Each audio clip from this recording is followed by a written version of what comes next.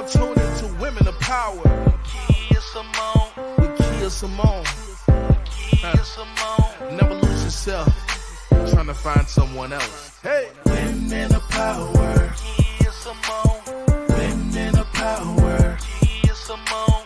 Women of Power. Kea Simone. Never lose yourself. Trying to find someone else. Women of Power. Kea Simone. Women of Power. Kea Simone. Women of Power. Kea Simone. Never lose yourself. Trying to find someone else. Woman with power. Woman with power. Say yeah, yeah. If you a woman with power, say yeah, yeah.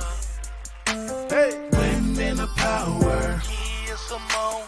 Women of Power. Kea Simone. Women of Power.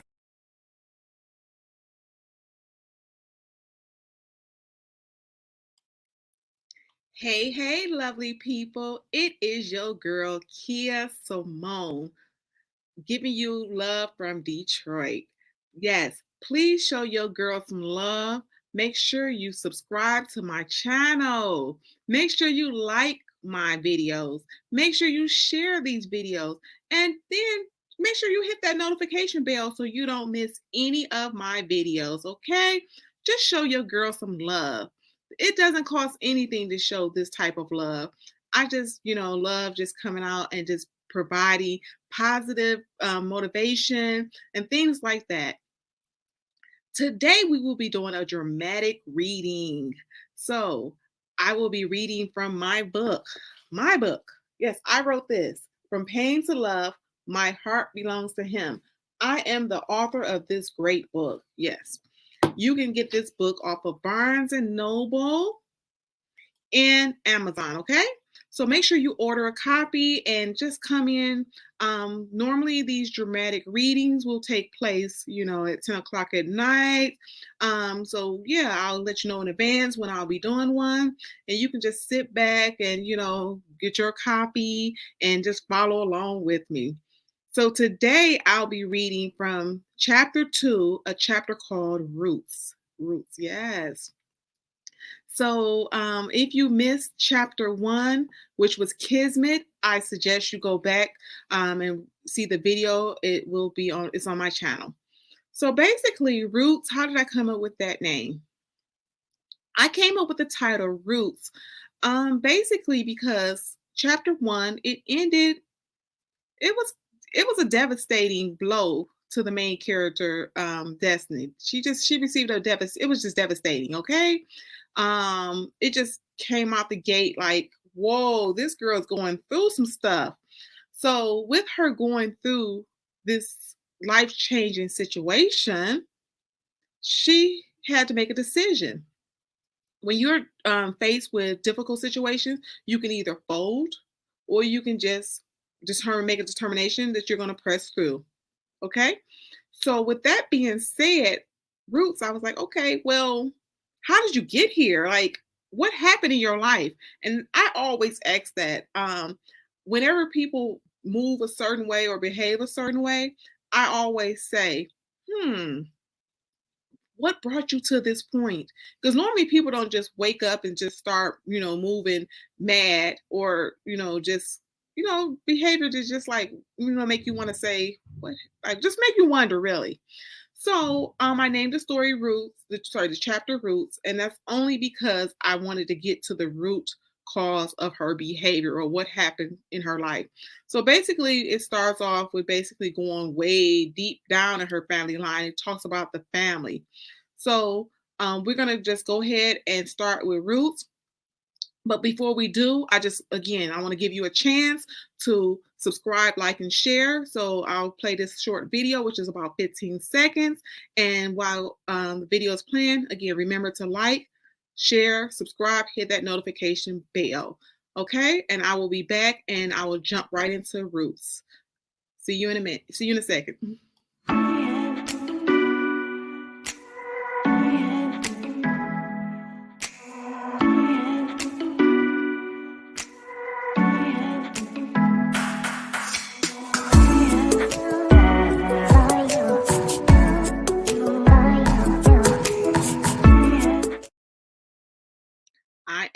back. So let's just go ahead and get this started. Roots. So I will be reading from chapter 2, Roots. I'll be reading from pages 4 to 8 if you just want to turn to those pages or you just want to listen. Let's just go ahead and jump into page 4. Again, the name of this chapter is Roots. The Crawford family. The maternal side of my family has many secrets. Secrets most people would like to forget. The saying, you don't know where you're going if you don't know where you've been, rings true to me. The woman I affectionately called Honey for most of my life was actually my grandmother and the woman who raised me. Honey wasn't her real name, of course. It was the name she inherited from her brother Gerald after having her hair dyed blonde at the salon one day. Her brother gave her the nickname as a joke, but for some reason, the nickname stuck. I think I heard the story close to 100 times, but it always fascinated me. And to tell the truth, I don't think I could ever grow bored of hearing it. From what I've been told, my grandfather was a pedophile by the name of Albert Percy Crawford Sr. Together, Honey and Albert had 5 children: Roz, Albert Jr., Shannon, Lynn, and Donitra. On the outside, they appeared to be a normal family. But inside the walls of their home, chaos of just about every kind took place. From sexual molestation that occurred at the hands of my grandfather to the promiscuity of the Crawford girls, to the unveiling of a murderer, my Uncle Albert Jr., the dysfunction in the Crawford family ran rapid. I'm not sure if it was denial or embarrassment, but Honey's mantra was, keep family business inside these walls. And for the most part, it stayed there. I mean, at least that's the lie they all wanted to believe. The sexual trauma Roz and Shannon endured evidently caused them to live a promiscuous street life.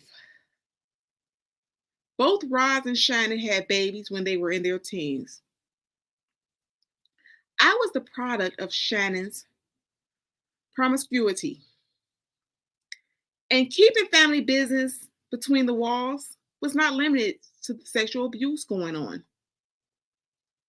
Eavesdropping on one of Honey's conversations with her best friend Cora, I learned the real reason why Albert Jr. went away. He had killed the next door neighbor during the course of a heated argument over something as mundane as the loud sound of Albert Jr.'s motorcycle muffler. I was too young to fully understand why the police had placed yellow tape around the Rileys' house that humid summer night. All I remember was being confined to the house for what seemed like an eternity.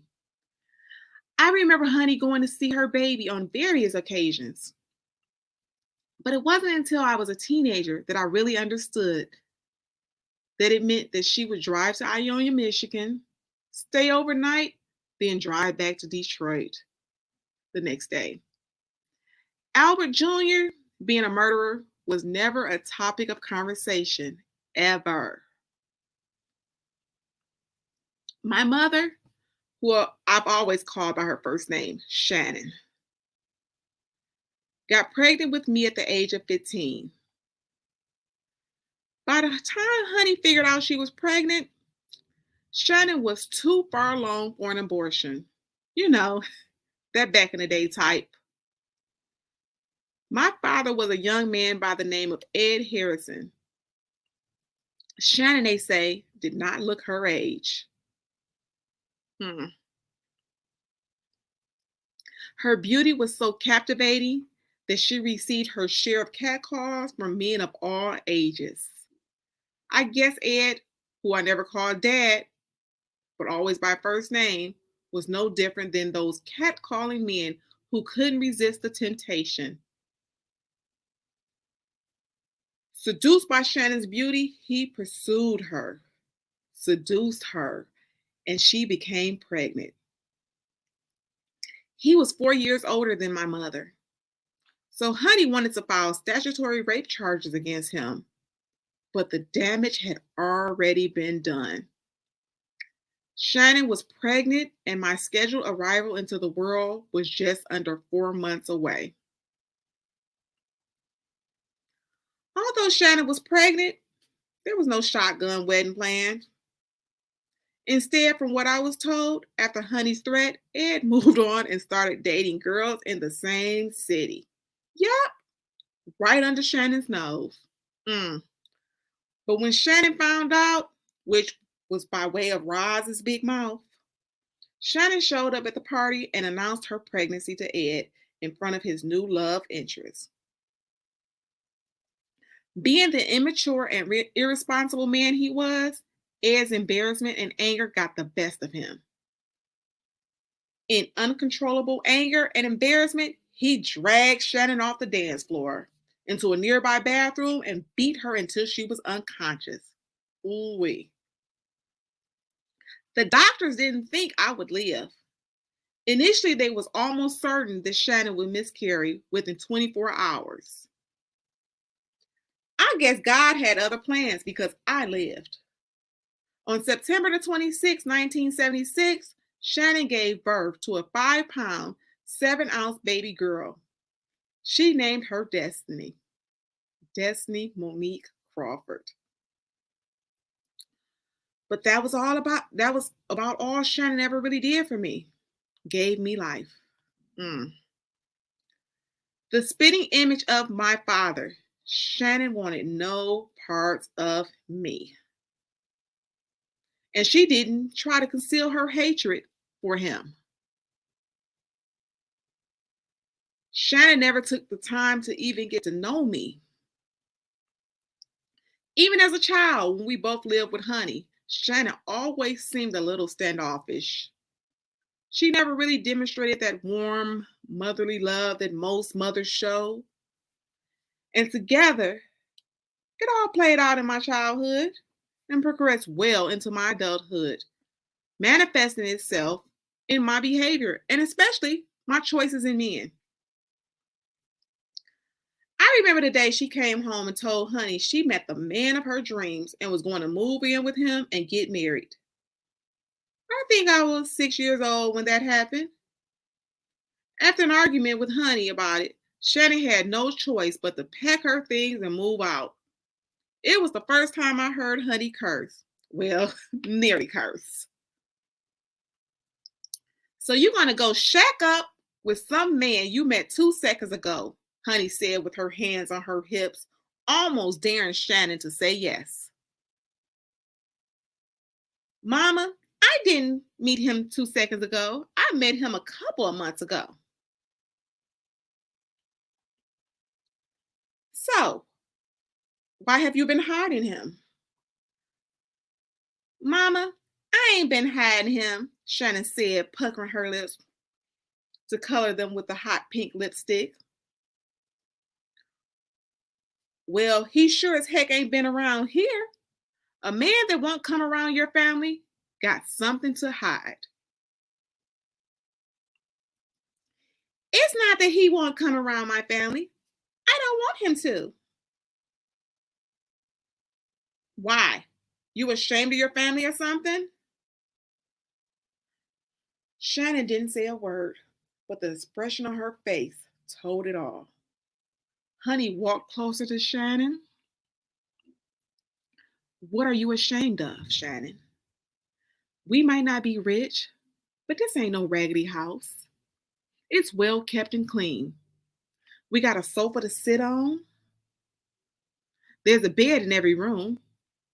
There's a table and chairs in the kitchen. And there's a whole bunch of food in the fridge and the pantry. So I want to know, what in the world you got to be ashamed of around here? Honey's entire face was beet red. Then it dawned on Honey. Oh, don't tell me you are ashamed of your own baby. Please, Shannon, don't tell me you are ashamed of that beautiful baby. Shannon attempted to explain.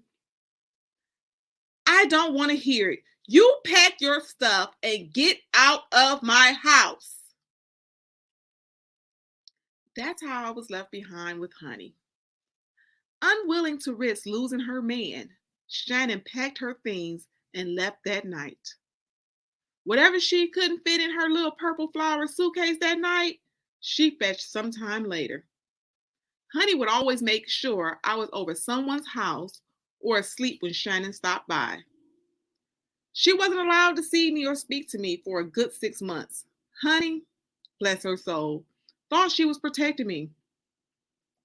But just like the damage had already been done when Honey found out about Shannon being pregnant with me, the damage to my soul had already been done. So as the story goes, Shannon rode off into the sunset with Craig Vanderbilt, leaving her past, including me, behind.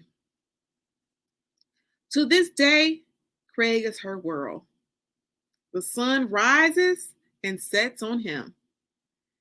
Ebony toned, chiseled cheekbones, and jet black wavy hair.